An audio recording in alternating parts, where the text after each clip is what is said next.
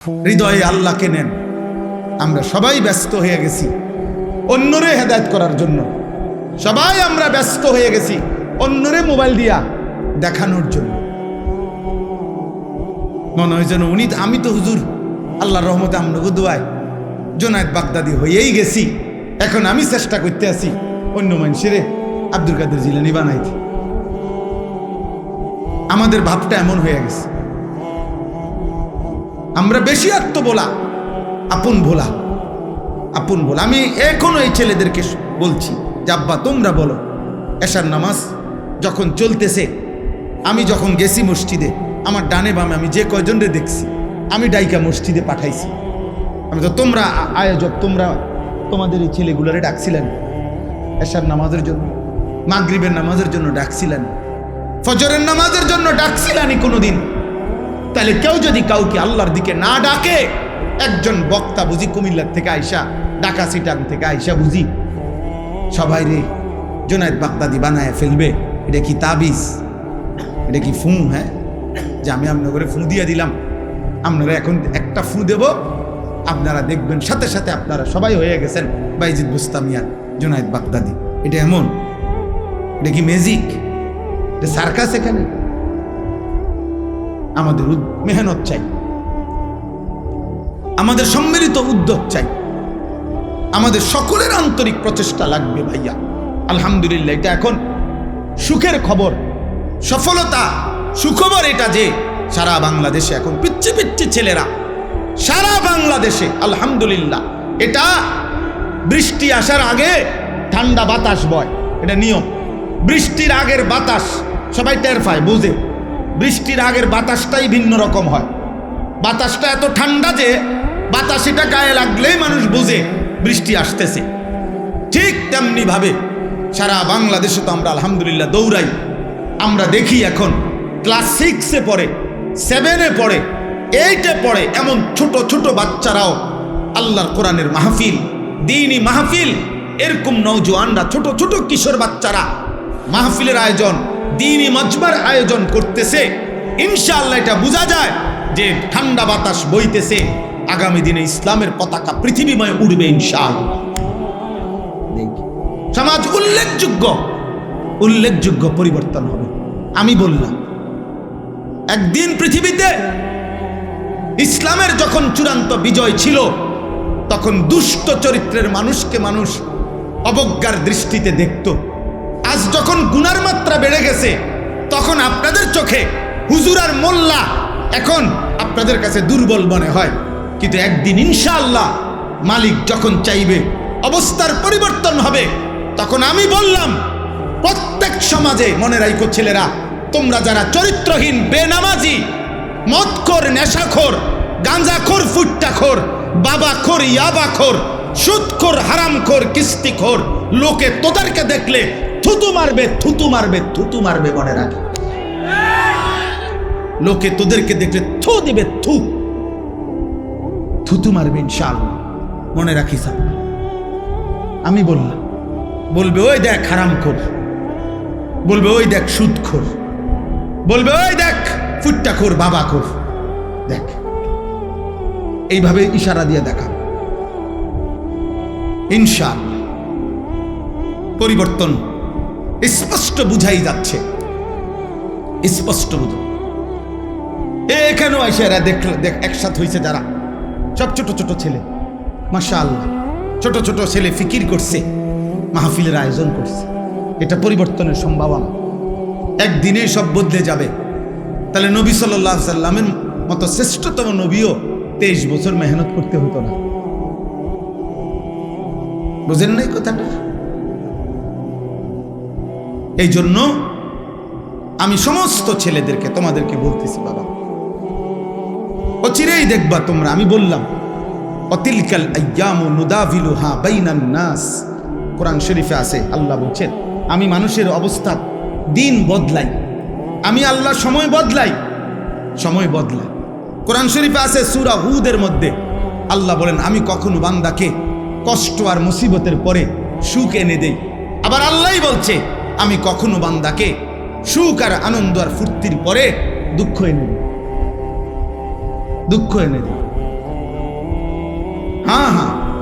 আমি আল্লাহ এনে দেই, অবস্থার পরিবর্তন করি। সুখের দুনিয়া কখনো দুঃখে ভরে যায়, দুঃখের দুনিয়া কখনো সুখে ভরে যায়। আনন্দ মুখর মানুষ হয়তো কখনো অজরে চোখের পানি ফেলে, আবার কাঁদতেছিল বান্দা হয়তো, আবার কখনো আনন্দে হাসে। আল্লাহ বলেন আমি সময় বদলাই, আমি ঋতু বদলাই, আমি সময় বদলাই।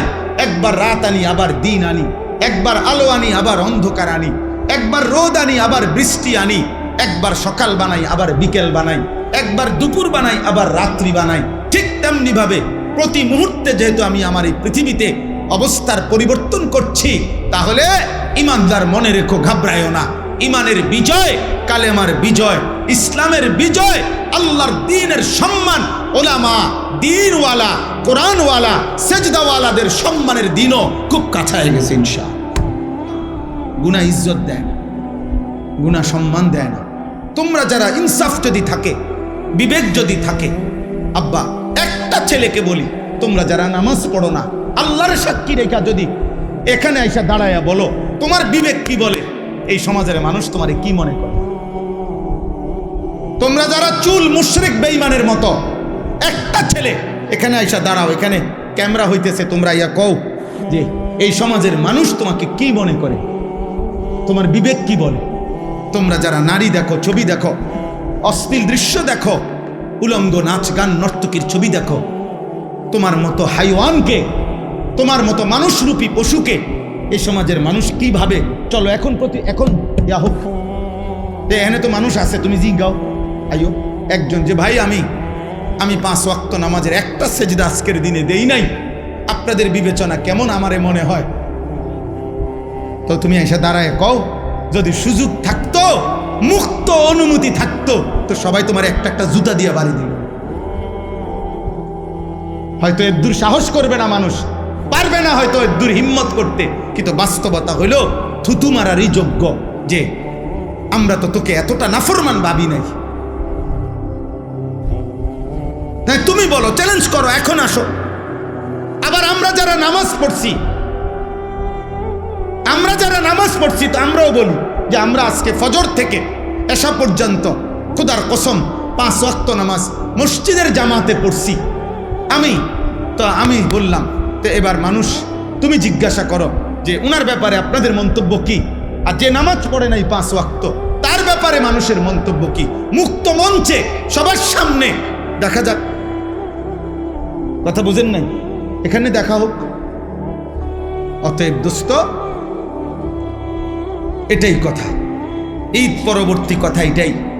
কোরবানির ঈদ বলি আর রোজার ঈদ বলি, রমজান বলি আর হজ বলি, নামাজ বলি আর সেজদা বলি, সমস্ত ইবাদতের টার্গেট আমার জীবনে যেন তাকওয়া আসে। আমার জীবনে যেন কি আসে? তাকওয়া। গুনাহমুক্ত জীবন, আল্লাহকে ভালোবাসা, গুনাহকে বর্জন করা। ওয়ালা তামুতুন্না ইল্লা ওয়া আনতুম মুসলিমুন।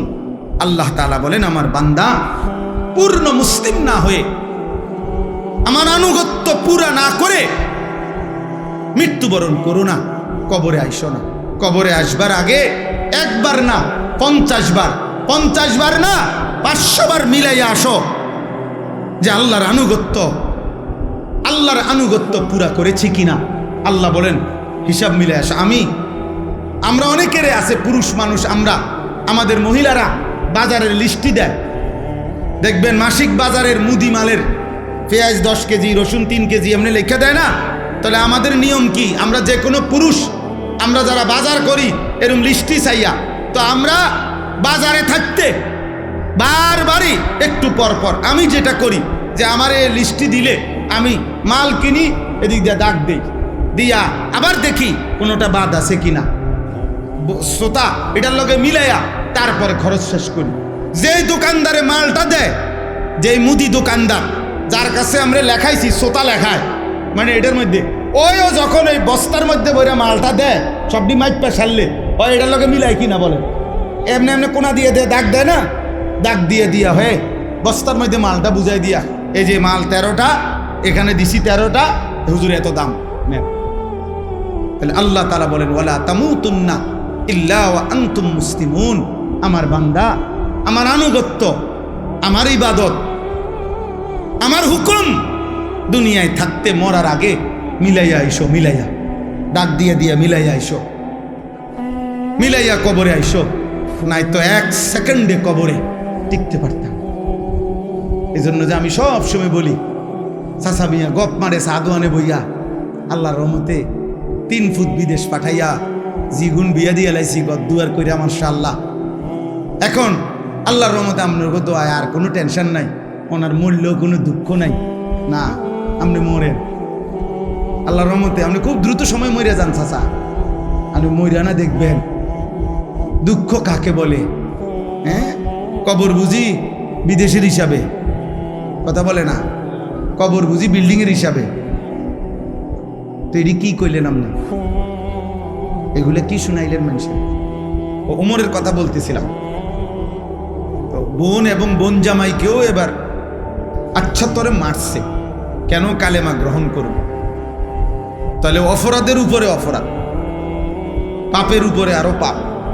একে তো তরবারি হাতে রওনা দিয়েছে নবী সাল্লাল্লাহু আলাইহি সাল্লামকে হত্যা করবে, এটা যে কল্পনা করছে এটাও তো কত বড় পাপ, কত বড় গুনাহ। আবার এই কালেমা গ্রহণ করার অপরাধে বোন আর বোন জামাইকে আচ্ছা তরে রক্তাক্ত করে ফেলছে। কিন্তু ওমর একটা কাজ করে ফেলছে, অল্প একটু কাজ। সেটা হলো যখন রাগ থামছে, মারতে মারতে বল ফিরে গেছে, তখন ওমর রাদিয়াল্লাহু তাআলা আনহু ওনার বোনকে, বোন জামাইকে বলছে একটা কথা, যে তোমরা কি পড়তেছিলা সে শোনাও। আমি যখন ঢুকতেছি তখন শুনতেছিলাম তোমরা কি যেন পড়তেছিলা, এগুলা কি পড়তেছিলা ওটা কও। এ আরশ আজিমের মালিক আল্লাহ তাআলা বলে, বান্দা ওমর, এটুকু আগ্রহ দেখাইছো আমার কোরআন শুনবার জন্য, যা হেদায়েত দিয়ে দে। এরপরেই আল্লাহর কোরআন শুনছে এবং কিছুক্ষণের মধ্যেই নবীজির কাছে গিয়ে এই কোরআন শুনে কালেমা পড়ে মুসলমান হয়ে গেছে। তাহলে একটু আগ্রহ দেখাইছে, ফাঁকি দিয়া এতক্ষণ তো যা করছে সব উল্টা পাল্টাই করতেছিল, কিন্তু এখানে এসে একটু আগ্রহ দেখাইছে যে কি পড়তেছিলি তোরা সেটা শোনা। আল্লাহ তাআলার এটুকুই ভাল লাগছে। তো আল্লাহ তাআলা এইটুকু আগ্রহের বিনিময়ে এত বড় গুনাহ করতে রওনা দিছে, হত্যা করবে নবীকে, নাউজুবিল্লাহ। এত বড় পাপের সংকল্প করে যে রওনা দিছে এবং এখনো বোন আর বোন জামাইকে এভাবে মারছে, অন্যায় করছে, কিন্তু ওই যে বললাম একটু আগ্রহ দেখাইছে, আল্লাহর কথা শুনতে চাইছে, আল্লাহ তাআলা এর বরকতেই হেদায়েত দিয়ে দিছে। সূরা তাহা কোরআনের একটা সূরা আছে, ওই সূরার কিছু অংশ তেলাওয়াত করছে। ওমর রাদিয়াল্লাহু তাআলা আনহু বলছে, থামো, আর লাগবে না, যা বুঝার আমি বুঝেছি, চলো মুহাম্মদের কাছেই যাই। তো বোন আর বোন জামাই বলছে, কেন যাইবা? বলছে, আর গর্দান নিতে না, এবার আমার গর্দানি মুহাম্মদের কদমে দিয়ে। এরপরে কালেমা পড়ে মুসলমান হয়েছে। কোরআনুল কারীমের মধ্যে সূরা হুদের মধ্যে আছে, মক্কার কাফেররা নবীজিকে বলতো, মুহাম্মদ তুমি যে আমাদেরকে কালেমার দাওয়াত দিচ্ছ আমরা মেনে নিতাম যদি তোমার কাছে বিপুল পরিমাণ অর্থ ভান্ডার থাকতো, বিপুল পরিমাণ টাকা পয়সা ধন ভান্ডার যদি থাকতো তাইলে আমরা তোমাকে গ্রহণ করতাম। কারণ তখন তো একটা লাভের সম্ভাবনা আছিল যে তোমার দলভুক্ত হইলে অনেক কিছু টাকা পয়সা খাদ্য খাবার বরাদ্দ পাওয়া যাবে। মানুষ নেতার পিছে ঘুরে উপাস থাকার জন্য, ঠিক না? নেতার পিছনে ঘুরে কেন? উপাস থাকার জন্য, খাওয়া চুরি, যত রকমের ডাইন বাম 9-6 পাওয়া যায়, এই সমস্ত ভোগ করার জন্য। এটাই পিছনে পিছনে ঘুরার মাকসাদ। ইল্লা মাশাআল্লাহ, হ্যাঁ যদি কেউ ভিন্ন থাকে, থাকতেই পারে, লাখের মধ্যে, হাজারের মধ্যে, কোটির মধ্যে ভিন্ন কেউ উত্তম, সব জায়গায় সব ক্ষেত্রেই আছে, ছিল, থাকবে। তো এরাও বলতে লাগলো যে তোমার দলভুক্ত হইতাম, তবে যদি তোমার কাছে ধনভাণ্ডার থাকতো। কিন্তু তোমার তো তেমন কিছু নাই, মক্কায় তো আমরা চিনি তোমার বাপও নাই, মাও নাই, তুমি যে এই চাচা আবু তালেবের ঘরে লালিত পালিত, উনিও দুর্বল মানুষ আর্থিকভাবে, তাহলে কে বুঝছে তোমারে অনুসরণ করব। 2 নাম্বার, মক্কার কাফেররা বলতো, দ্বিতীয়ত আমরা তোমাকে অনুসরণ করতাম যদি দেখতাম তোমার সাথে আল্লাহর পক্ষ থেকে সরাসরি ফেরেশতা তোমার সাথে থাইকা মুখামুখি আমগরে বলতেছে যে হ্যাঁ আল্লাহর নবী আমি ফেরেশতা বলতেছি, এরকমও যদি আমরা ডাইরেক্ট দেখতাম ফেরেশতা বলতেছে তোমার পক্ষে, তাইলেও অনুসরণ করতাম। কিন্তু এইটাও তো দেখি না, সম্পদও নাই, আবার কোনো ফেরেশতাও তোমার সাথে নাই, দেখি না আমরা, তো আমরা কি বুঝে তোমার অনুসরণ করতাম। কোরআনুল কারীমের মধ্যে আছে, আল্লাহ তাআলা নবীকে বলছে, বন্ধু এমন কথার পরেও আপনি সামান্যতম ঘাবড়াবেন না, আপনি অস্থির হইয়েন না, বরং আপনি মনে রাখবেন শুধু ইন্নামা আনতা মুনদির, আপনি হচ্ছেন আল্লাহর দিকে ভয় প্রদর্শনকারী। আপনি ইন্নামা আনতা নাযীর, আপনি ভয় প্রদর্শনকারী। আপনার দায়িত্ব জাহান্নামের ভয় দেখানো, আপনার দায়িত্ব কবরের ভয় দেখানো, আপনার দায়িত্ব আখিরাতের ভয় দেখানো, আপনার দায়িত্ব আল্লাহর ভয় দেখানো, এটা আপনার জিম্মাদারি, আপনার দায়িত্ব আপনি শতভাগ গুরুত্ব দিয়ে আদায় করেন। এবার পরিবর্তন হইল কয়জন, হইল না কয়জন, বদলাইলো কয়জন, বদলাইলো না কয়জন, এর কোনোটা আপনার জিম্মাদারি না, সেটা আমি আল্লাহর ফয়সালা, ওইটা আমি দেব, ওইটা আমি দেব।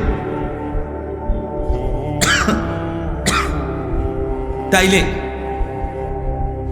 আল্লাহ তাআলাই এই নিজাম বলে দিচ্ছেন যে নিয়ম হলো এটাই, আল্লাহর কথা বলতে থাকা, আমার দায়িত্ব বলতে থাকা। পরিবর্তন হবে কে, হবে না,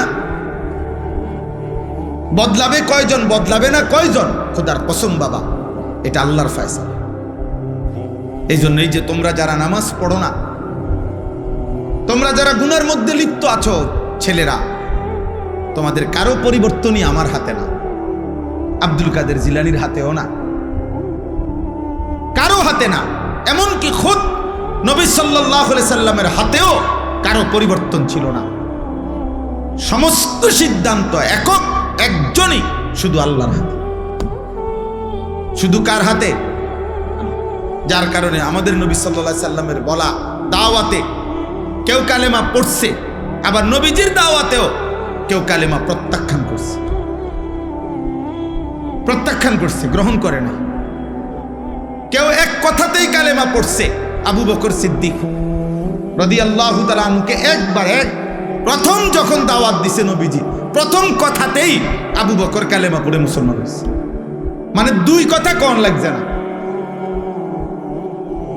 আবার কাউকে 23 বছর পুরা বুঝাইছে, নবীজি সাল্লাল্লাহু আলাইহি সাল্লামের ইন্তেকাল পর্যন্ত 23 বছরেও ওই নাফরমান কালেমা গ্রহণ করে, বরং 23 বছরে বিরোধিতা করে গেছে। তাহলে কি বোঝা গেল? ফয়সালা কার হাতে? আল্লাহর হাতে, আল্লাহর হাতে।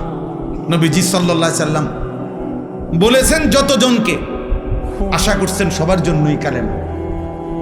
নবীজি একজন উম্মত কালেমা ছাড়া থাকুক, নবীজি সাল্লাল্লাহু আলাইহি সাল্লাম 1 সেকেন্ডের জন্য এটা চায় না। একজন উম্মত জাহান্নামে যাক, আল্লাহর নবী বলছে উম্মত আমি কোনোদিন স্বপ্নেও এটা চাই না, আমি চেয়েছি আমার শেষ উম্মতটাও জাহান্নাম থেকে বেঁচে যাক, জাহান্নাম থেকে বেঁচে যাক। নবীজি বলছে আমি তো চূড়ান্ত খুশি হব সেদিন আমার আল্লাহর নিকটে আমার শেষ উম্মতটাকেও জাহান্নাম থেকে বাঁচাইতে পারবো যেদিন। এইভাবে নবী সাল্লাল্লাহু আলাইহি সাল্লামের আগ্রহ ছিল। ফালাআল্লাকা বাখিউন নাফসাকা আলা আথারিহিম, ভাইয়া না বসলে ফায়দা হবে না, এই দাঁড়াইয়া থাইকা লাভ হইতো না আর কি, বলে নিলাম আর আপনি বুঝতেন না। দাঁড়াইয়া ওয়াজ কলিজায় ঢোকে না, তামসা সাউন্ড যায় শুধু, আর যাইবার সময় চটফুটি খেয়ে যাবেন গাড়ি।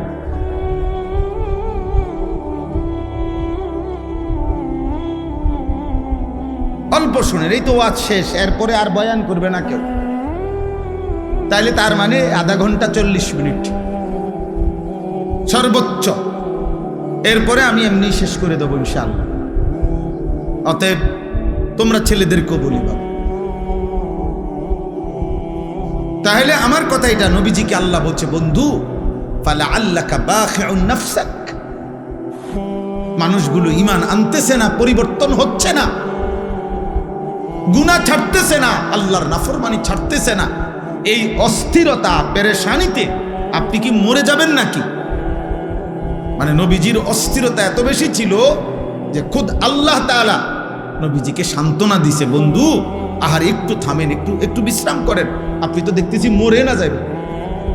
বলতে বলতে কানতে কানতে উম্মতের জন্য নবীজির কান্না আল্লাহ থামাইছে, নবীজির পেরেশানি আল্লাহ থামাইছে, নবীজির অস্থিরতা মহান আল্লাহ তাআলা থামাইছে। কোরআনে আছে আল্লাহ তাআলা বলছে ফাইন্নাল্লাহা ইউযিল্লু মান ইয়াশা ওয়া ইয়াহদি মান ইয়াশা ফালা তাযহাব নাফসুকা আলাইহিম হাসারাত।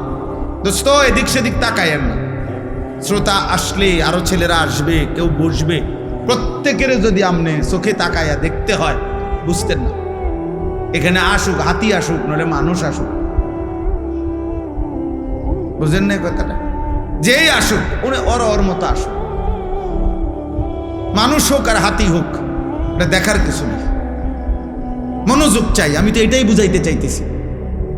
মনোযোগ জরুরি, আগ্রহ জরুরি, আল্লাহর কথার প্রতি আগ্রহ জরুরি। সাহাবায়ে কেরাম বলেন আমরা যখন নবীজির কথা শুনতাম মনে হইতো যেন আমরা গাছের ডাল, এরকম মজবুত মোটা ডাল, যে ডাল নড়ে না এক সেকেন্ড, এরকম গাছের ডালের মতো স্থির হয়ে থাকতাম। মনে হইতো যেন আমাদের মাথার উপরে আইসা পাখি বসছে, পাখি একবার নড়েও না, কারণ আমরা তো মাথা নাড়াইতাম না, কাঁধ নাড়াইতাম না, এমন স্থির থাকতাম। সাহাবী বলছে আমরা মনে হইতো যেন নবীজির সামনে এভাবে বসতাম কখনো কখনো বয়ান শুনতে, যে মনে হইতো যেন আমাদের মাথাটা কাইটা আলগা করে রাখছে, কারণ শরীরের সাথে থাকলে না মাথা নাড়াইতো, মাথাই যেন ভিন্ন, অর্থাৎ এত স্থির।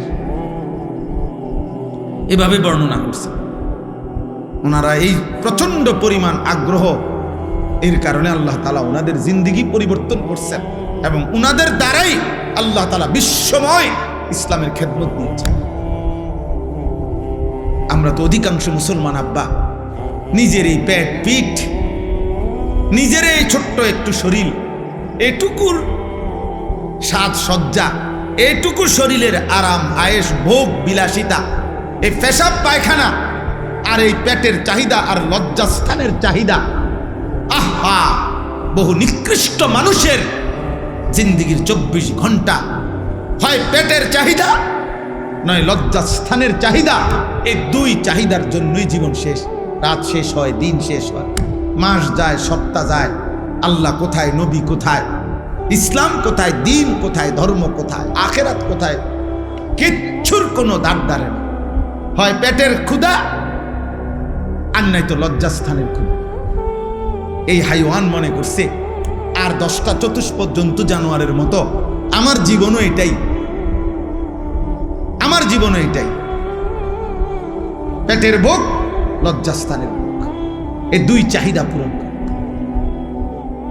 দিনভর হয়তো খায় নয়তো মোবাইল দেখে, খাইলে পেট ভরে আর মোবাইল দেখলে লজ্জা, নারীর চাহিদা, লজ্জাস্থানের চাহিদার জন্য অশ্লীল ছবি, উলঙ্গ দৃশ্য, জিনা ব্যভিচারের দৃশ্য, এই দেখে।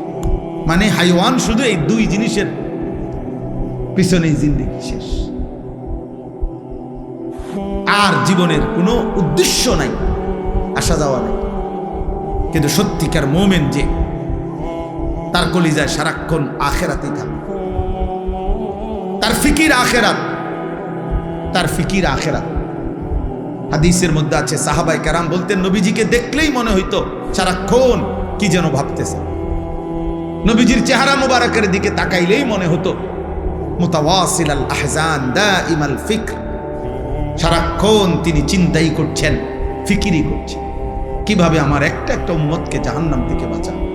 আর কেমনে বললে, আর কি বললে, আর কিভাবে বললে, আর কতভাবে বললে, আর কি কি উদ্যোগ নিলে আমার উম্মত জাহান্নাম থেকে বাঁচবে, নামাজ পড়বে, আল্লাহ চিনবে, এই ফিকিরই সারাক্ষণ নবীজি সাল্লাল্লাহু আলাইহি সাল্লাম করতেন। এই ফিকিরই করতেন। একজন বাবার এটাই উচিত, একজন মার এটাই উচিত, একজন মানব দরদি সমাজ সেবক তার মূল দায়িত্ব এটাই ভাবনা যে মানুষ কেমনে জাহান্নাম থেকে বাঁচবে, মানুষ কেমনে আল্লাহর কাছ থেকে হাসরের ময়দানে জাহান্নাম থেকে বাঁচবে, কেমন কবরের আযাব থেকে বাঁচবে কেমন। সত্যিকার মুমিন মুসলমানের স্ত্রী বলেন, ছেলে বলেন, মেয়ে বলেন, দেশ বলেন, পাড়া বলেন, মহল্লা বলেন, একজন ইমানদার মুসলমানের মূল ফিকির নিজের এবং প্রতিটা মানুষের জাহান্নাম থেকে বাঁচানোর ফিকির। ইন্নামা আনতা নাযীর, নবীজিকে আল্লাহ এটাই বলছে, ঘাবড়াবেন না। আপনার সম্পদ না থাকুক, আপনার সাথে প্রকাশ্য ফেরেশতা তাদের সাথে কথা না বলুক, ওরা যাই আবদার করুক, আপনি মনে রাখবেন ইন্নামা আনতা নাযীর, আপনি জাহান্নামের ভয় প্রদর্শনকারী, আপনি আল্লাহর ভয় প্রদর্শনকারী, কবরের ভয় প্রদর্শনকারী, আখিরাতের ভয় প্রদর্শনকারী। এটাই আপনার দায়িত্ব। আপনি বলতে থাকেন। আমি এখানে আজকেও আইসা মনে হইল কত বছর হয়, 2006 সাল বা 5 সালে, 2006 সাল হবে খুব সম্ভব, আমি প্রথম আপনাদের এই আলগি গ্রামে আসছি বিল্লালদের বাড়ির মাহফিলে। তাইলে আজকে 2026 সাল, বরাবর 20 বছর, বরাবর 20 বছর। এই 20 বছরের ভিতরে খুব কম বছর বাদ গেছে আমি আসছি না, কমপক্ষে 2-3 বছর মনে হয় না এরকম গ্যাপ গেছে, মনে হয় না। টানা এ কোনো না কোনো পারপাসে, এখানে হোক আর ওই পাড়া হোক আর এই পাড়া হোক, ছেলেরা করুক আর বুড়ারা করুক, হুজুররা করুক আর জওয়ানরা করুক, কোনো না কোনো মাহফিলে আসা যাওয়া ছিল। তাহলে 20 বছর পরেও আজও ওই একই বক্তব্য, একই কথা, যে হুজুর মাদকের বেড়ে গেছে, জুয়া বেড়ে গেছে, অশ্লীলতা বেড়ে গেছে, নেশা বেড়ে গেছে। তার মানে প্রতিনিয়ত এই পাপ, গুনাহ, এই অশ্লীলতা, এই বেহায়াপনা।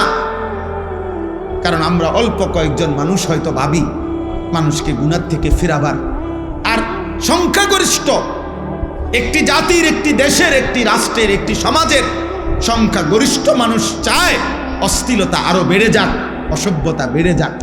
তাহলে এত বিপুল মানুষ যদি নাফরমানি ছড়িয়ে দেয়, 1-2 মিলে কদ্দুর ঠেকাবে? একটা সাগরের ঢেউ তো 2-4 টুকরি মাটি দিয়ে ঠেকানো যায় না। একটা নদীর ঢেউ তো আব্বা 2-4 টুকরি মাটি দিয়া বাদ দেওয়া যায় না,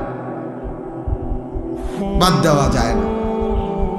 কক্সবাজারের উত্তাল ঢেউ, বঙ্গোপসাগরের, এটা আমরা মাটি কাইটা বেড়া দিলে, বাদ দিলে তো আটকাবে না।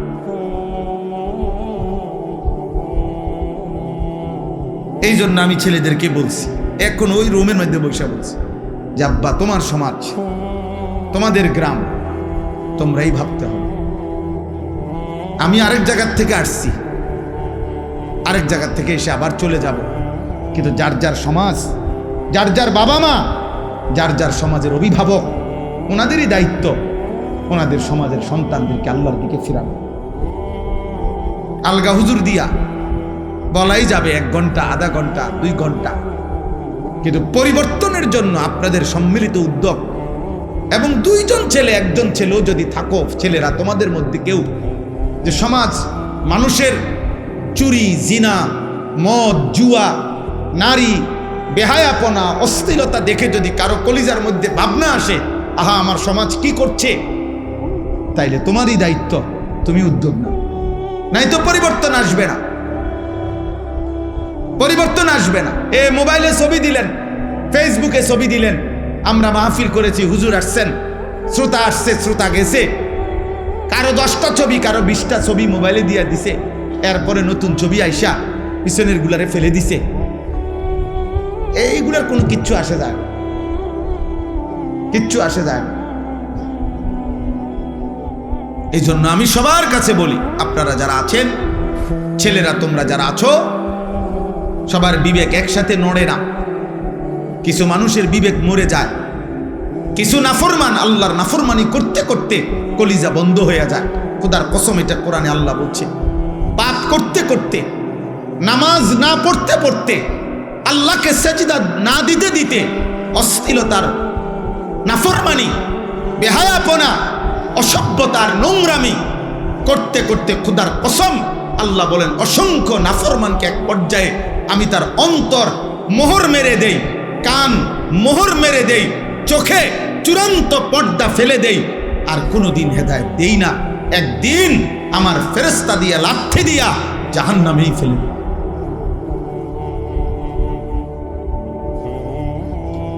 হ্যাঁ, খাতামা আলা সামঈহি ওয়া কলবিহি ওয়া জাআলা আলা বাসারিহি গিশাওয়া। গুনাহের জন্য লম্বা করতে নাই, পাপকে দীর্ঘ করতে নাই।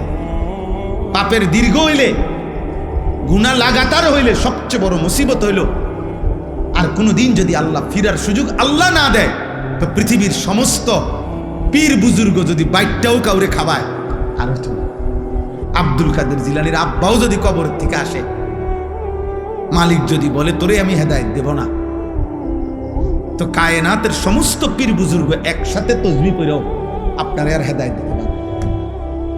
আল্লাহ যাকে হেদায়েত দিবে না বলে ফেলে, তাকে আর কায়নাতের কেউ দিতে পারে। যদি পারত, তাহলে রাসূলুল্লাহ সাল্লাল্লাহু আলাইহি সাল্লাম আবু তালেবকে ঈমান দিতে পারতেন, পারতেন কিনা? নবীজি সাল্লাল্লাহু আলাইহি ওয়াসাল্লামের চাইতে প্রিয় আল্লাহর মাখলুকের মধ্যে, আল্লাহর সৃষ্টির মধ্যে, আল্লাহর নিকটে এর চাইতে মাহবুব আর কেউ হইতে পারে? কথা বলে না। আর কেউ হয়েছে? আগামী তো হবে কেউ। সেই তিনি চোখের পানি ফেলে কাঁদতেছে, চোখের পানি ফেলে কাঁদতেছেন। আল্লাহ তাআলা বলছে, না বন্ধু, কাঁদবেন ঠিক আছে, কিন্তু আপনার চাচা আবু তালেবকে আমি ঈমান দেব না। মৃত্যুর মুহূর্ত পর্যন্ত নবীজি চেষ্টা করছে, চাচা কালেমা বলেন, কালেমা বলেন, কালেমা বলেন। কুল লা ইলাহা ইল্লাল্লাহ কালিমাতান আশহাদু লাকা বিহা ইনদাল্লাহ। ওই যে মোবাইল ধরে রাখছে, এই এই বেটা ফালতু মানুষ, সেটা নামান। শোনেন নাই আপনি মোবাইল ধরতে নিষেধ করছি, তো আপনারা কেউ সাথে বললেন না কেন ওনাকে? নিজের জন্য ভাবেন, নিজের জন্য, নিজের কলিজায় আল্লাহকে নেন, হৃদয়ে আল্লাহকে নেন। আমরা সবাই ব্যস্ত হয়ে গেছি অন্যরে হেদায়েত করার জন্য, সবাই আমরা ব্যস্ত হয়ে গেছি অন্যরে মোবাইল দিয়া দেখানোর জন্য। মনে হয় যেন উনি, আমি তো হুজুর আল্লাহর রহমতে আমনগো দোয়ায় জুনায়েদ বাগদাদি হয়েই গেছি, এখন আমি চেষ্টা করতে আছি অন্য মানুষেরে আব্দুল কাদের জিলানী বানাইতে। আমাদের ভাবটা এমন হয়ে গেছে, আমরা বেশি আত্মবোলা, আপন ভোলা, আপন ভোলা। আমি এখনো এই ছেলেদেরকে বলছি যে আব্বা তোমরা বলো, এশার নামাজ যখন চলতেছে, আমি যখন গেছি মসজিদে, আমার ডানে বামে আমি যে কয়জনরে দেখছি, আমি ডাইকা মসজিদে পাঠাইছি। আমি তো, তোমরা আয়োজক, তোমরা তোমাদের এই ছেলেগুলোরে ডাকছিলেন এশার নামাজের জন্য, মাগরিবের নামাজের জন্য ডাকছিলেন, ফজরের নামাজের জন্য ডাকছিলেনই কোনোদিন? তাহলে কেউ যদি কাউকে আল্লাহর দিকে না ডাকে, একজন বক্তা বুঝি কুমিল্লার থেকে আইসা, ঢাকা সিটাং থেকে আইসা বুঝি সবাই রে জুনায়েদ বাগদাদি বানায় ফেলবে? এটা কি তাবিজ? এটা কি ফু? হ্যাঁ, যে আমি আপনার ঘরে ফু দিয়ে দিলাম, আপনারা এখন একটা ফু দেব, আপনারা দেখবেন সাথে সাথে আপনারা সবাই হয়ে গেছেন বাইজিদ বুস্তামি আর জুনায়েদ বাগদাদি। এটা এমন? এটা কি ম্যাজিক? সার্কাস এখানে। আমাদের মেহনত চাই, আমাদের সম্মিলিত উদ্যোগ চাই, আমাদের সকলের আন্তরিক প্রচেষ্টা লাগবে ভাইয়া। আলহামদুলিল্লাহ, এটা এখন সুখের খবর, সফলতা, সুখবর এটা যে সারা বাংলাদেশে এখন পিচ্ছি পিচ্ছি ছেলেরা সারা বাংলাদেশে আলহামদুলিল্লাহ, এটা বৃষ্টি আসার আগে ঠান্ডা বাতাস বয়, এটা নিয়ম। বৃষ্টির আগের বাতাস সবাই টের পায়, বুঝে। বৃষ্টির আগের বাতাসটাই ভিন্ন রকম হয়। বাতাসটা এত ঠান্ডা যে বাতাস এটা গায়ে লাগলেই মানুষ বুঝে বৃষ্টি আসতেছে। ঠিক তেমনি ভাবে সারা বাংলাদেশে তো আমরা আলহামদুলিল্লাহ দৌড়াই। আমরা দেখি এখন ক্লাস 6-এ পড়ে, 7-এ পড়ে, 8-এ পড়ে, এমন ছোট ছোট বাচ্চারাও আল্লাহর কোরআনের মাহফিল, দ্বীনি মাহফিল, এরকম নওজোয়ানরা, ছোট ছোট কিশোর বাচ্চারা মাহফিলের আয়োজন, দ্বীনি মজমার আয়োজন করতেছে। ইনশাআল্লাহ এটা বোঝা যায় যে ঠান্ডা বাতাস বইতেছে, আগামী দিনে ইসলামের পতাকা পৃথিবীময় উড়বে ইনশাআল্লাহ। সমাজ উল্লেখযোগ্য পরিবর্তন হবে। আমি বললাম একদিন পৃথিবীতে ইসলামের যখন চূড়ান্ত বিজয় ছিল, তখন দুষ্ট চরিত্রের মানুষকে মানুষ অবজ্ঞার দৃষ্টিতে দেখত। আজ যখন গুনার মাত্রা বেড়ে গেছে, তখন আপনাদের চোখে হুজুর আর মোল্লা এখন আপনাদের কাছে দুর্বল মনে হয়। কিন্তু একদিন ইনশাআল্লাহ মালিক যখন চাইবে অবস্থার পরিবর্তন হবে, তখন আমি বললাম প্রত্যেক সমাজে, মনে রাখো ছেলেরা, তোমরা যারা চরিত্রহীন, বেনামাজি, মদখোর, নেশাখোর, গাঁজাখোর, ফুট্টাখোর, বাবাখোর, ইয়াবাখোর, সুদখোর, হারামখোর, কিস্তিখোর, লোকে তোদেরকে দেখলে থুতু মারবে, থুতু মারবে, থুতু মারবে। মনে রাখি, লোকে তোদেরকে দেখলে থু দিবে, থুতু মারবে ইনশাআল্লাহ। মনে রাখিস, আমি বললাম, বলবে ওই দেখ হারামখোর, বলবে ওই দেখ সুদখোর, বলবে ওই দেখ ফুট্টাখোর, বাবাখোর, দেখ। এইভাবে ইশারা দিয়ে দেখা ইনশাআল্লাহ পরিবর্তন স্পষ্ট বুঝাই যাচ্ছে, স্পষ্ট বুঝো। এখানেও এসে এরা দেখ একসাথে হয়েছে যারা, সব ছোট ছোট ছেলে, মাশাআল্লাহ, ছোট ছোট ছেলে ফিকির করছে, মাহফিলের আয়োজন করছে। এটা পরিবর্তনের সম্ভাবনা, একদিনে সব বদলে যাবে। তাহলে নবী সাল্লাল্লাহু আলাইহি সাল্লামের মতো শ্রেষ্ঠতম নবীও 23 বছর মেহনত করতে হতো না। বুঝেন নাই কথাটা?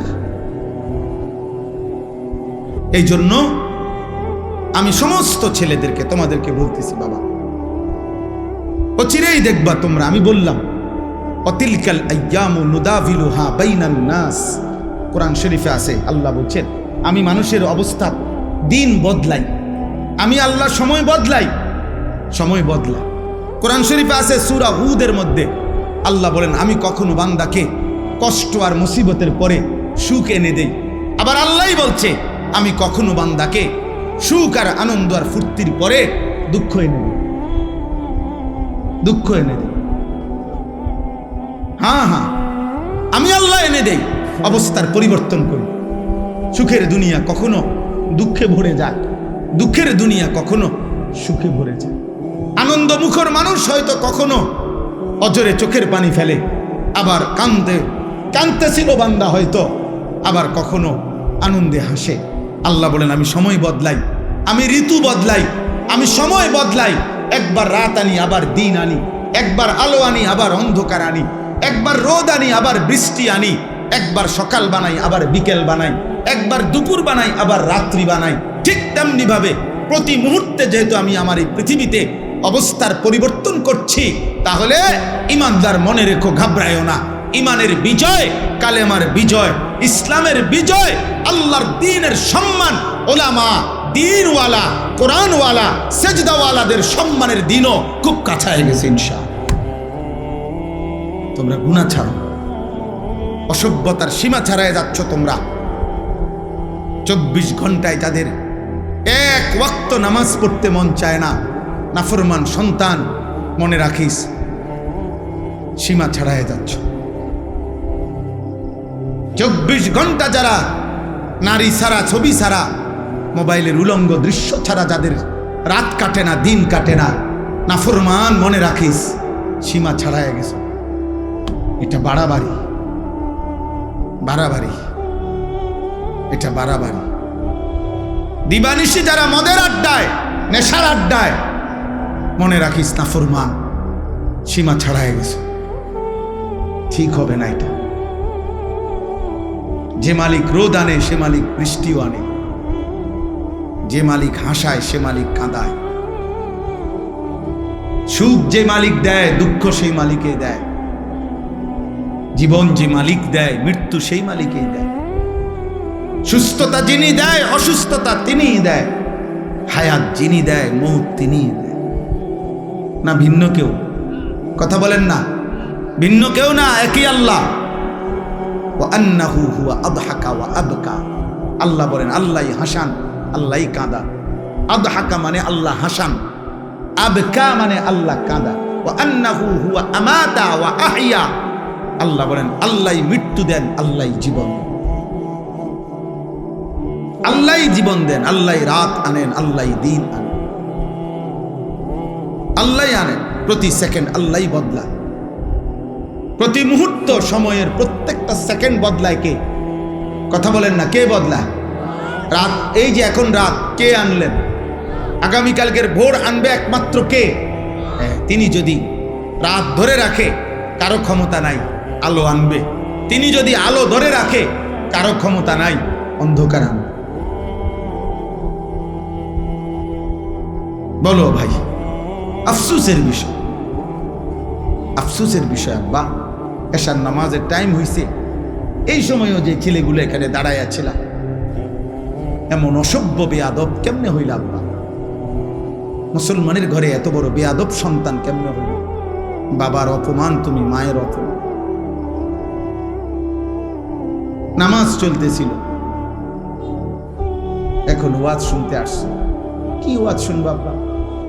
ওয়াজ মানে তো ফুটবল খেলা না, ওয়াজ মানে তো নাটক আর সিনেমা না, ওয়াজ মানে তো আখিরাতের কথা, ওয়াজ মানে তো নামাজের কথা, ওয়াজ মানে তো কবরের কথা, ওয়াজ মানে তো নসিহত, ওয়াজ মানে তো গুনাহ ছাড়ার কথা, ওয়াজ মানে তো তাকওয়ার কথা, আল্লাহকে ভয় করার কথা। আল্লাহ আমাদেরকে বুঝ দান করে, আল্লাহ আমাদেরকে ফিকির দান করে। তোমরা একটা একটা ছেলের কাছে আমানত, কেউ একজনই বুঝো, কিন্তু এটা মনে রেখো, গুনাহ ইজ্জত দেয় না। নারী, ছবি, মদ, জুয়া, জিনা, ব্যভিচার ঈমান থেকে বিচ্ছিন্ন করে দেয়। আমি হাদিস বলি, আল্লাহ নবী সাল্লাল্লাহু আলাইহি ওয়াসাল্লাম বলেন, যে ব্যক্তি জিনা করে, নারীর সাথে কোনো হারাম কাজ করে, খোদার কসম এই এক পাপ। আর হলো অশারিবাল খামরা, যে নেশা করে, মদ খায়, গাঁজা খায়, বাবা খায়, ফুট্টা খায়, ফেন্সিডিল খায়, ইয়াবা খায়, এমন নিকৃষ্ট নাফরমান, খোদার কসম আল্লাহ নবী বলছে, ব্যভিচারী আর নেশাখোর, এই দুই নাফরমানের কলজাত থেকে ওই পাপ অবস্থায় আল্লাহ তাআলা ঈমান খুলে রাখা দেয়। এই কোরআন ধরে বললাম, কোরআন হাতে ধরে বললাম, আল্লাহ তার কলিজা হৃদয় থেকে ঈমান বের করে ফেলে। আল্লাহ বলে, নেশাখোর ঈমানটা দিয়ে যা, যা, আমার ঈমান আমি রেখে দিলাম, এবার বেঈমান যা, তুই যা। আল্লাহ বলে, চরিত্রহীন লম্পট, নারীর সাথে গুনাহ করবি, ঠিক আছে যা, আমার ঈমান আমারে দিয়া যা, আমি ঈমান রেখে দিলাম, কালিমা রেখে দিলাম, এবার যা। কি সাংঘাতিক কথা! ঈমানবিহীন যদি মৃত্যু হয়, এই ঈমান যদি আর ফিরে না আসে, এই কালেমা যদি আর ফিরে না যায়, তো দুনিয়ার মানুষে না জানে আপনি মুসলমান, আপনি মানুষে না জানে, আইডি কার্ডে না, তো কবরে কি মানুষ আইডি কার্ড দেয়নি? ভোটার আইডি কার্ড কবরে দেয়নি কেউ। জন্ম নিবন্ধন সনদ দিয়ে কোনো কবরে দরকার আসেনি। আসল সত্য জানে কে? আসল হাকিকত জানে কে? আল্লাহ। এজন্য কোরআনুল কারীমে আল্লাহ বলছে, বান্দা কোরবানি তো করছো সবাই, কিন্তু আসমানে পৌঁছে কোনটা সেটা তো আমি আল্লাহ তাআলা বলে দিয়েছি, ওয়ালাকিন ইয়ানালুহুত তাকওয়া মিনকুম। তাকওয়া গুনাহমুক্ত জীবন। কোরবানির প্রত্যেকটা শুরু থেকে শেষ পর্যন্ত গুনাহমুক্ত জিন্দেগি যার, গুনাহমুক্ত তাকওয়া, আসমানে পৌঁছবে কেবল তা। বাকিগুলো জমিনের কোরবানি জমিনেই থাকবে। কোরবানি তো করছিল হাবিলও, কোরবানি তো করছে কাবিলও। পৃথিবীর আশ্চর্য গুরুত্বপূর্ণ কথা হলো, সর্বপ্রথম এই পৃথিবীতে দুইটা কোরবানি হয়েছে মাত্র। প্রথম দিন হাবিল আর কাবিল, কোরবানি হয়েছে মাত্র দুইটা। প্রথম দিন, সর্বপ্রথম, সেই প্রথম দিনের দুইটা কোরবানির মধ্যেই আল্লাহ বলছে কোরআনে, ফাতুকুব্বিলা মিন আহাদিহিমা ওয়ালাম ইউতাকাব্বাল মিনাল আখার। একটা কোরবানি কবুল হলো, একটা কোরবানি কবুল হলো না। তাহলে মাত্র কোরবানি হয়েছে দুইটা, ওইখানেই আল্লাহ একটা বাদ করে দিছে। সেই প্রথম দিনে একটা ফেলে দিছে, আল্লাহ বলছে কবুল হয় নাই একটা। তো সেখানেই আল্লাহ বলে দিছে, ইন্নামা ইয়াতাকাব্বালুল্লাহু মিনাল মুত্তাকিন। শোনো বান্দা, কিয়ামত পর্যন্ত কেউ কোরবানি কবুল হবে তার তাকওয়া থাকবে যার। কোরবানি কবুল হবে কার বলেন? বলেন না সবাই, বলেন কার? তাকওয়া থাকবে যার। তাকওয়া মানে গুনাহমুক্ত জীবন। তাকওয়া মানে কি বলেন? গুনাহমুক্ত জীবন। গুনাহমুক্ত জীবন, গুনাহমুক্ত। কি কি গুনাহমুক্ত? এক নাম্বার, সম্পদ গুনাহমুক্ত। এজন্য সুদখোরের টাকায় কোরবানি হয় না, ঘুষখোরের টাকায় কোরবানি হয় না, কিস্তিখোরের টাকায় কোরবানি হয় না, প্রতিদিন বাজারে ব্যবসা করে যে ওজনে কম দেয় এই হারামখোরের টাকায় কোরবানি হয় না, মানুষকে নিয়মিত যে ঠকায়, প্রতিনিয়ত প্রতারণা করে, অবৈধ উপার্জন করে, হারাম রোজগার করে, এই হারামখোরের এই টাকায় কোরবানি আদায় হয়। গোস্ত সিদ্ধ হয়, গোস্ত কি হয়? সিদ্ধ। রুটি দিয়ে খাওয়ান যায়, এটার সমস্যা নাই। রুটি দিয়ে তো ঝোল খাওয়া যায়, গরুর গোস্ত খাওয়া যায়, মুরগির গোস্ত খাওয়া যায়, রুটি দিয়ে খাইতে অসুবিধা নেই, হেটার লেগে আটকাইতো না। চুলা জিড়েই দেন, পাত্তর চুলা দিলেও সিদ্ধ হয়ে যাবে। বুঝেন না কথা? পাত্তর দিলেও এটা কি হয়ে যাবে? নরম হয়ে যাবে। পাত্তর নরম হয় না আগুনের মধ্যে? চুন বানায় কি দিয়া? পাত্তর দিয়ে তো বানায়। আমি নিজ চোখে দেখছি, সুনামগঞ্জ ছাতক চুনের ফ্যাক্টরি, এরম বড় বড় পাথর, এগুলাই ভাঙ্গা ভাঙ্গা, এগুলাই কি হয়? চুন বানায়। পাথর এই আগুনের মধ্যে গলে গলে নরম হয়, এগুলোর মধ্যে মেডিসিন কেমিক্যাল দেয়, তো এরপরে চুন হয়। এই জন্য মূলত যে চুন খায় সে পাথরে খায়। হ্যাঁ হ্যাঁ মা, সত্য কথা এটা, আপনি জিজ্ঞাসা করেন নাই।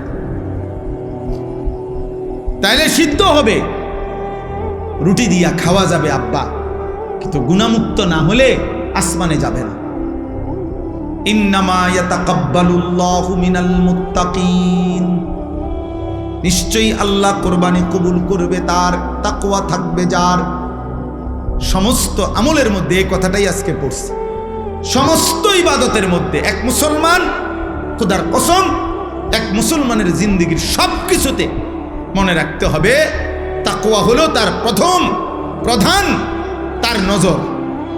আমি মুসলমান, আমার ওযু, গোসল, নামাজ, রোজা, হজ, যাকাত, ঈদ, কুরবানি, জিকির, তেলাওয়াত, দান, সাদাকা, আমার ঘর, আমার সংসার, আমার বউ, আমার ছেলে মেয়ে, আমার বাজার, আমার ব্যবসা, আমার প্রবাস জীবন, আমার দেশের জীবন, আমার চাকরি, আমার রাজনীতি, আমার সংসার, যা করছি, মুসলমান যদি পরিচয় থাকে তাকে খেয়াল রাখতে হবে গুনাহ যেন না হয়, গুনাহ যেন না হয়, গুনাহ যেন না হয়, গুনাহ যেন।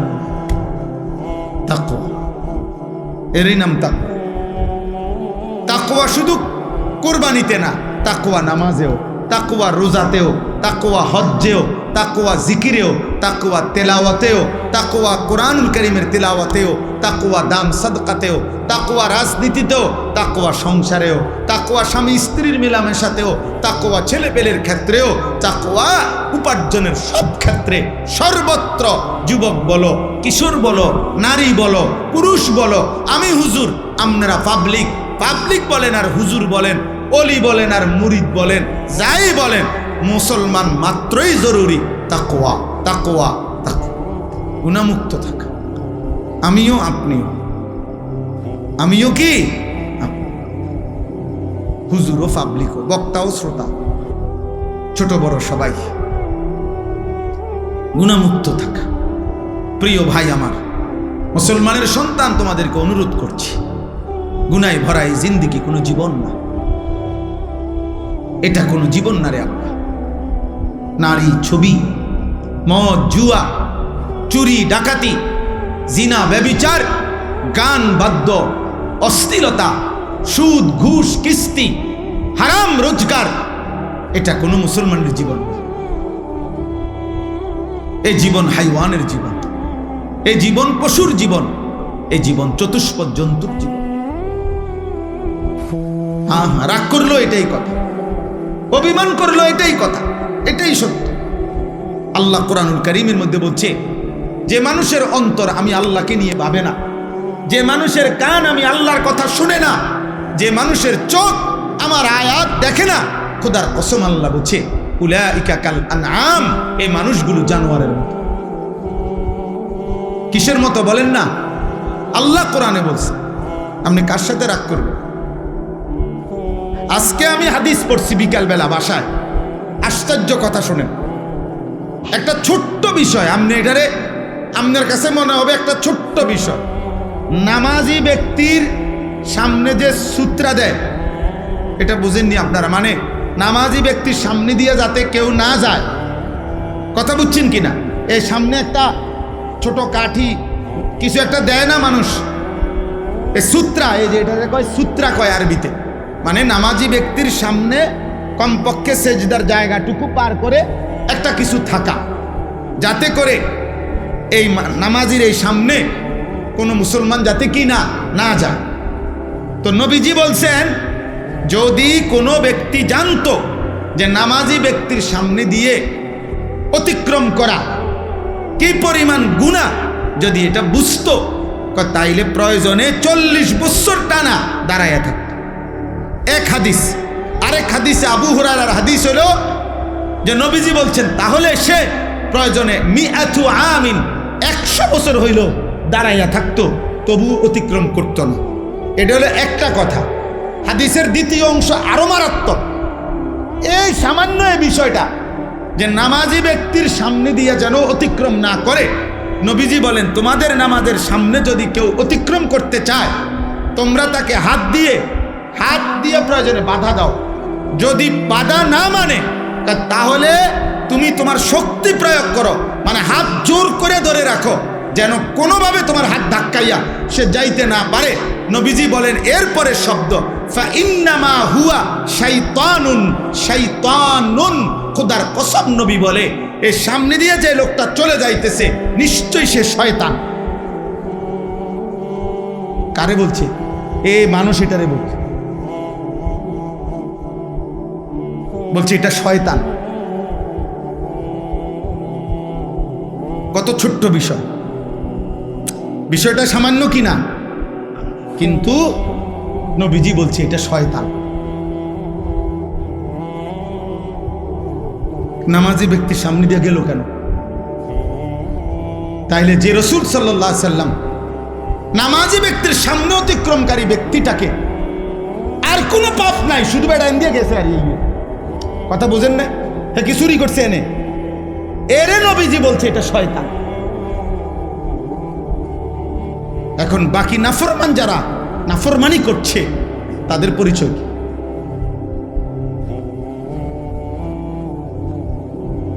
তাদের পরিচয় কি? নাউজুবিল্লাহ।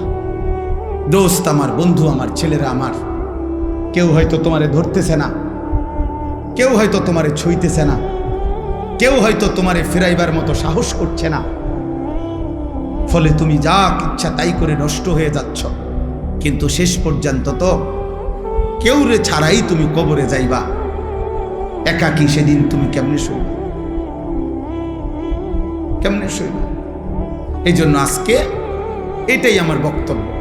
আমি কোরআনুল কারীমের যে আয়াতটা পড়ছি, সূরা আলে ইমরানের 4 নম্বর পারা 3 নম্বর সূরা, 102 নম্বর আয়াত আল্লাহ তাআলা বলছেন, হে ঈমানদারগণ, ইত্তাকুল্লাহা হাক্কা তুকাতিহ, তোমার সবটুকু সাধ্য দিয়ে, তোমার সবটুকু সামর্থ্য দিয়ে ঈমানদার মুমিন আল্লাহকে ভয় করো, তাকওয়া অবলম্বন করো, গুনাহ থেকে বাঁচো, গুনাহ থেকে বাঁচো, গুনাহ থেকে বাঁচো, গুনাহ থেকে বাঁচো।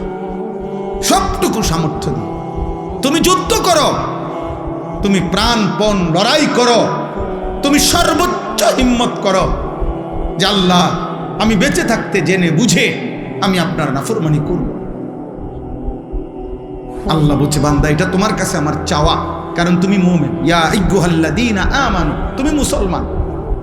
তুমি হিন্দু হইলে আমি বলতাম না, তুমি ইহুদির বাচ্চা হইলে তোমার আমি বলতাম না, তুমি খ্রিস্টান হইলে আমি বলতাম না, তুমি বৌদ্ধ হইলে আমি বলতাম না, তুমি যদি বলতা তুমি মুরতাদ, নাস্তিক, বেঈমান, আল্লাহ বলে তাইলে আমি তোমারে বলতাম না, কিন্তু তুমি বলছো তুমি মুসলমান, এই জন্য তোমাকে বলছি। এখন আমরা যারা এখানে দাঁড়াইয়া বসে আছি, আমরা নিজেকে মুসলমান বলি তো? কথা বলে না? ছেলেরা বলো না তোমরা মুসলমান? সবাই বলো তো। তোমাদেরকে আল্লাহ বলছে ইত্তাকুল্লাহা হাক্কা তুকাতি, আল্লাহকে ভয় করো। আল্লাহকে ভয় করা মানেই হলো গুনাহ ছেড়ে দাও। আল্লাহকে ভয় করার প্রথম তর্জমা গুনাহ বর্জন করো। এই জন্যই তো বলছে আল্লাহ, যদি গুনাহই ছাড়তে না পারো বান্দা, তা আমার ঈমান আমারে দিয়া দাও, লাগবে না, যাও। তোমার মতো 2-4 জন নষ্ট মানুষ ঈমানদার না হইলেও আমার আখিরাতেও অসুবিধা হবে না, আমার জান্নাতেও লোকের ঘাটতি হবে। এই জন্য নবীজি বলছে যে মদখোরের কলিজার থেকে, নেশাখোরের কলিজার থেকে আল্লাহ ঈমান রাইখা দেয়, যা দিয়া যা। জিনা ব্যভিচার করে যে নারীর সাথে, হারাম প্রেম, হারাম সম্পর্ক, অশ্লীলতা যে করে, আল্লাহ তার হৃদয় থেকে ঈমান রেখে দেয়, যা আমার ঈমান আমার দিয়া যা, যা যা বেঈমান, এবার যা বাইর। আল্লাহ নবী, আল্লাহ কোরআনে বলছেন, হে সুদখোর, আমি আল্লাহর সাথে সুদ খাচ্ছ, ঠিক আছে খাও, শুধু মনে রেখো আমি আল্লাহর সাথে যুদ্ধের ঘোষণা শুনে নাও, তোর লগে আমি যুদ্ধ করব, দেখি তুই আমার সাথে যুদ্ধ কইরা তোর অভাব কেমনে মিটাস, আমি আল্লাহ, আমি থাকতে তোর আমি দেব। খোদার কসম, এটা কোরআনের আয়াত। আল্লাহ সুদখোরকে ডাইরেক্ট বলছে, তোর লগে আমি যুদ্ধ করলাম, যুদ্ধের ঘোষণা দিলাম, আমি তোর অভাব দূর করব না, চাই তোর কোন আব্বা তোর অভাব দূর করে আমি দেব, তোর কোন বাফে আছে। এই জন্য পৃথিবীর একটা সুদখোর আজ পর্যন্ত সুখের কোনো দাবি করতে পারে নাই। লোনের পর লোন নিতেছে, টাকার পর টাকা নিতেছে, একটা পর্যায়ে দেউলিয়া হইয়া, একটা পর্যায়ে দেউলিয়া। কালকে রাত্রে, গতকালকে রাত্রে, আহা, একজনের কথা আমারে বলতেছে, একজন শুনাইছে, দোয়া চাইছে যে হুজুর, লোন নিতে নিতে, সুদ নিতে নিতে 400 কোটি টাকা নিছে, নিয়ে একসাথে বড় বড় প্রকল্প 6টা কোটি কোটি টাকা খরচ করে এক একটাতে ব্যয় করে সাজাইছে। এখন যারা টাকা নিছে দিছে উনারে, সবাই একসাথে টাকা খুঁজতেছে। এখন সে সুদের টাকা সুদ করবে নাকি বেচা কিনা কইরা টাকা উঠাবে, পুঁজি আনবো না লাভ আনবো, কোনো কিছু নাই। একেবারে কসম শুনাইতেছে যে শেষ পর্যন্ত এখন দেউলিয়া হইয়া বাড়ি ছাড়া। আর এই গত 3-4 মাস আগে স্ত্রী, ওই লোক বলতেছে আমার কাছে চোখের পানি ফেলার মতো, বলতেছে হুজুর, উনার স্ত্রীর পায়ে ধরে রয়েছে, বউয়ের পাও ধরে রয়েছে ওই কোটি কোটি টাকার মালিক, যে তুমি আমারে ছেড়ে যাইও না, আমার এখন আর কিচ্ছু নাই। বেটি বলে, না তোর কাছে যেহেতু কিছুই না, সম্পদ কিচ্ছু নাই, আমি তোর মতো ফকিরের কাছে থাকবো না, কয়ে বউ চলে গেছে। আহা, দুনিয়া তারে আজ কোথায় নিয়ে গেছে, হারাম তাকে আজ কোথায় নিয়ে গেছে। আজ ঘর হারা, স্ত্রী হারা, মানুষের সাথে সম্পর্ক হারা। এই জন্য গুনাহ ইজ্জত দেয় না আব্বা, আজ না হোক কাল লজ্জিত করে। এটাই আমার শেষ কথা।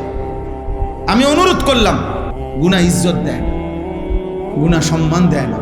তোমরা যারা ইনসাফ যদি থাকে, বিবেক যদি থাকে, আব্বা একটা ছেলেকে বলি, তোমরা যারা নামাজ পড়ো না, আল্লাহর সাক্ষী রেখা যদি এখানে আইসা দাঁড়ায়া বলো তোমার বিবেক কি বলে, এই সমাজের মানুষ তোমারে কি মনে করে? তোমরা যারা চুল মুশরিক বেঈমানের মতো, একটা ছেলে এখানে আইসা দাঁড়াও, এখানে ক্যামেরা হইতেছে, তোমরা ইয়া কও যে এই সমাজের মানুষ তোমাকে কি মনে করে, তোমার বিবেক কি বলে? তোমরা যারা নারী দেখো, ছবি দেখো, অশ্লীল দৃশ্য দেখো, উলঙ্গ নাচ গান নর্তকীর ছবি দেখো, তোমার মতো হাইওয়ানকে, তোমার মতো মানুষরূপী পশুকে এই সমাজের মানুষ কি ভাবে? চলো এখন এখন ইয়া হোক, এখানে তো মানুষ আছে, তুমি জিজ্ঞাও আইও একজন যে ভাই আমি 5 ওয়াক্ত নামাজের একটা সেজদা আজকের দিনে দেই নাই, আপনাদের বিবেচনা কেমন আমারে মনে হয়? তো তুমি এসে দাঁড়ায় কও, যদি সুযোগ থাকতো, মুক্ত অনুমতি থাকতো, তো সবাই তোমার একটা একটা জুতা দিয়ে বাড়ি দিবে। হয়তো এর দূর সাহস করবে না, মানুষ পারবে না হয়তো এর দূর হিম্মত করতে, কিন্তু বাস্তবতা হইল থুতু মারারই যোগ্য যে আমরা তো তোকে এতটা নাফরমান ভাবি নাই। তাই তুমি বলো, চ্যালেঞ্জ করো, এখন আসো। আবার আমরা যারা নামাজ পড়ছি, তো আমরাও বলি যে আমরা আজকে ফজর থেকে এশা পর্যন্ত খোদার কসম 5 ওয়াক্ত নামাজ মসজিদের জামাতে পড়ছি। আমি বললাম, তো এবার মানুষ তুমি জিজ্ঞাসা করো যে উনার ব্যাপারে আপনাদের মন্তব্য কি, আর যে নামাজ পড়ে নাই 5 ওয়াক্ত তার ব্যাপারে মানুষের মন্তব্য কি? মুক্ত মঞ্চে সবার সামনে দেখা যাক। কথা বুঝেন নাই? এখানে দেখা হোক। অতএব দোস্ত, এটাই কথা, ঈদ পরবর্তী কথা এটাই। কোরবানির ঈদ বলি আর রোজার ঈদ বলি, রমজান বলি আর হজ বলি, নামাজ বলি আর সেজদা বলি, সমস্ত ইবাদতের টার্গেট আমার জীবনে যেন তাকওয়া আসে। আমার জীবনে যেন কি আসে? তাকওয়া। গুনাহমুক্ত জীবন, আল্লাহকে ভালোবাসা, গুনাহকে বর্জন করা। ওয়ালা তামুতুন্না ইল্লা ওয়া আনতুম মুসলিমুন। আল্লাহ তাআলা বলেন, আমার বান্দা পূর্ণ মুসলিম না হয়ে, আমার আনুগত্য পুরা না করে মৃত্যুবরণ করো না, কবরে আইসো না। কবরে আসবার আগে একবার না 50 বার, 50 বার না 500 বার মিলাইয়া আসো যে আল্লাহর আনুগত্য পুরা করেছি কিনা। আল্লাহ বলেন হিসাব মিলে আসো। আমরা অনেকেরে আছে পুরুষ মানুষ, আমাদের মহিলারা বাজারের লিস্টি দেয়, দেখবেন মাসিক বাজারের মুদি মালের পেঁয়াজ 10 কেজি, রসুন 3 কেজি এমনি লেখা দেয় না? তাহলে আমাদের নিয়ম কি? আমরা যে কোনো পুরুষ, আমরা যারা বাজার করি এরকম লিস্টি চাইয়া, তো আমরা বাজারে থাকতে বারবারই একটু পরপর আমি যেটা করি যে আমার এই লিস্টি দিলে আমি মাল কিনি, এদিক দিয়ে দাগ দিই, দিয়া আবার দেখি কোনোটা বাদ আছে কিনা, শ্রোতা এটার লগে মিলাইয়া তারপরে খরচ শেষ করি।